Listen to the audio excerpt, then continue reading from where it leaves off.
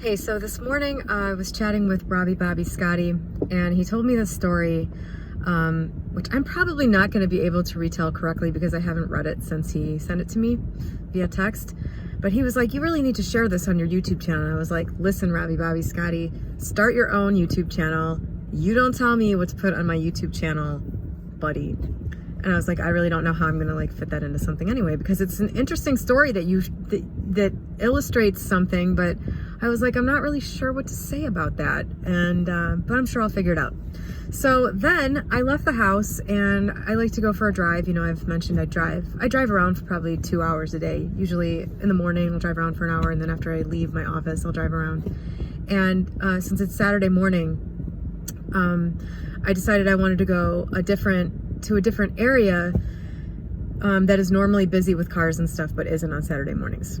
And it's in a different direction from the place I usually go, which is kind of in a rural suburban area in Illinois. I live in Indiana, and this was in the opposite direction, kind of towards Gary. So I'm leaving the house and thinking about Bobby's story. I was thinking about some other stuff, and I autopilot turned right out of my alley to go towards the area that I normally drive around in the morning. And I caught myself instantly. I'm like, what am I doing? I'm going the other direction today. So I turn around, I go the other direction, headed towards the place that's normally busy that I was going to drive around in. And I autopiloted another turn towards my office, because that's in the other direction too. And so I was like, oh my God, I just autopiloted twice in 5 minutes. And you know, I talk a lot on this channel about your self-concept and why it's so important to work on you, the projector, rather than trying to change outside circumstances or people or things.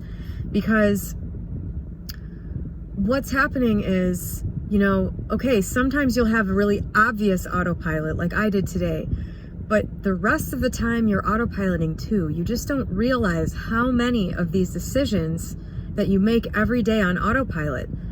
It's happening all day. You make decisions all day long, every day. I mean, you make decisions about what time to get out of bed. You make decisions about how long to spend in the shower. There are all kinds of things that you do that you don't really know why you're doing it. The thing is, though, everything you do, you're doing for a reason.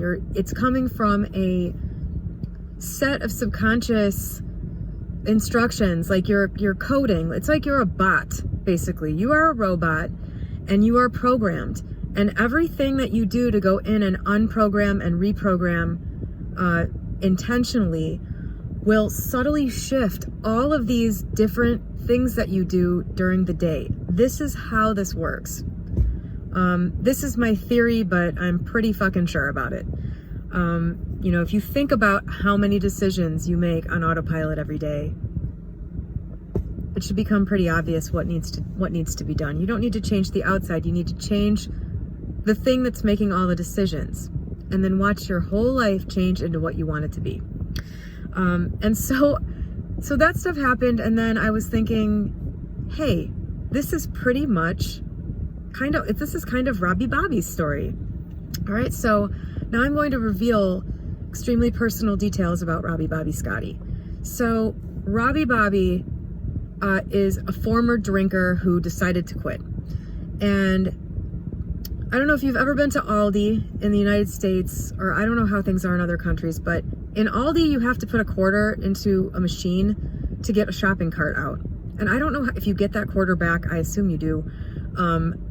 I don't know. If I go to Aldi, I just carry the stuff in my arms, because I don't know, I never wanted to put the coin in the machine. That's beside the point.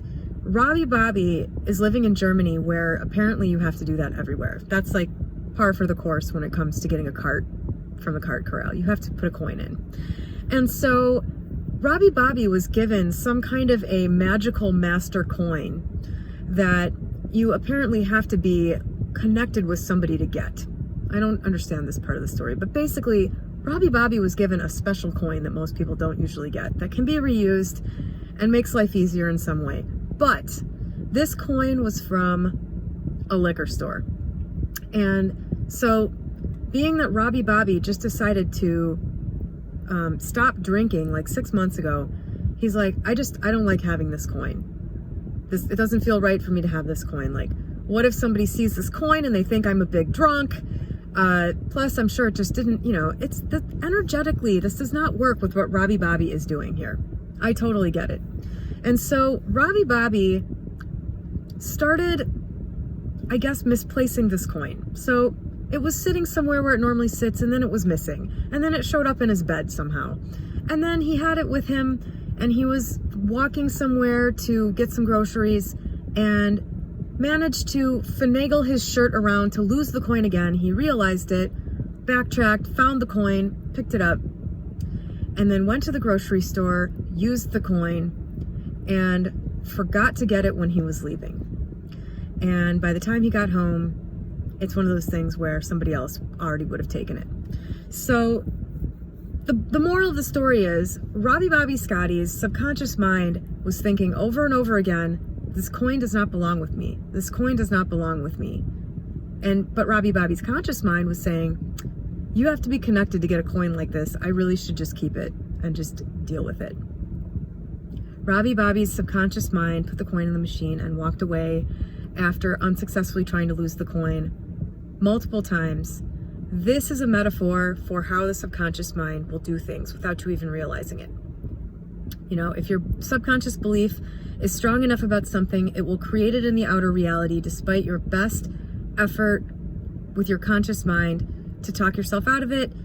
Robbie Bobby truly believed he did not want to have a liquor store coin in his wallet when he is trying to sort of move away from the whole liquor part of life. So that's the story Robbie Bobby wanted me to tell. I agree that it's honestly, if you think about it in your own life, you will realize that that sort of thing is very run-of-the-mill.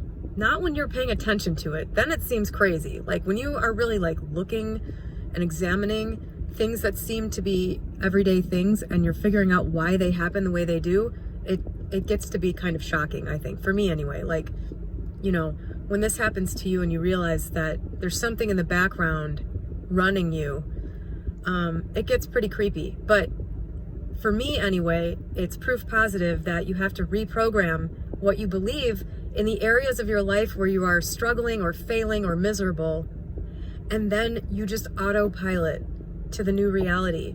You don't have to dwell on it, you don't have to think about it, but you do have to actually change the core underlying beliefs that are causing your current circumstances.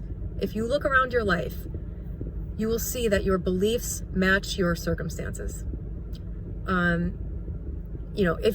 If you're operating sort of if you're in the middle of changing it, okay, you have to let the time lag pass.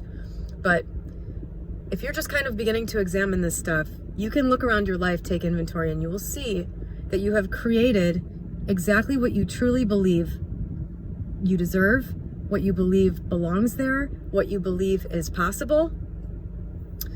This is like a mechanical function. And the best way I can think of to explain it is the way I did in the beginning of the video.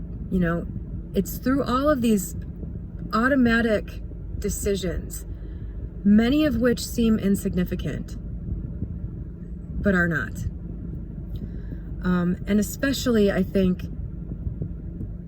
when you change your beliefs and your autopilot changes, it builds up day after day after day. Some of these decisions that you make every day that you don't realize are impacting you, when they change, you might not even realize it.